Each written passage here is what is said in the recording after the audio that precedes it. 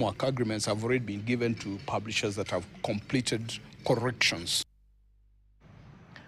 A Kilifi youth group has started an initiative to sensitize the community on the increasing men's mental health and offer possible solutions to treat the problem.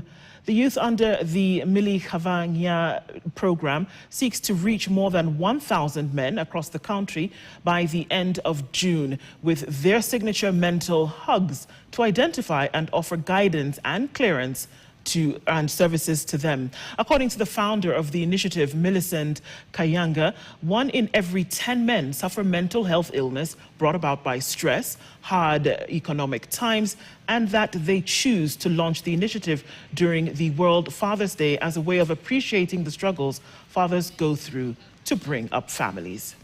And today is Father's Day, so as an initiative, we are supporting men. Today we are having a mental hug for men in Kilifi County, and we're just supporting men. Men should heal, they're going through a lot, and we are here to support. We had around 120 men who came up for the event, and after the analysis we found like 12 men who had issues, and we also had one who was suicidal, and another one who was in a very depressive state.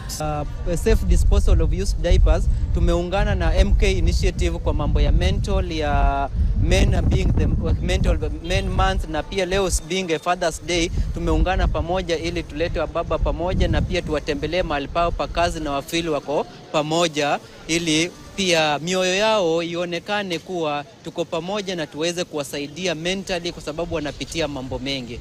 We are starting the hug challenge that will be taking 1,000 men up to the next of end of this month. I want to encourage all fathers to talk and also support our initiative. We say that our theme for this month is men must heal and men must talk. Hundreds of residents on Sunday turned up at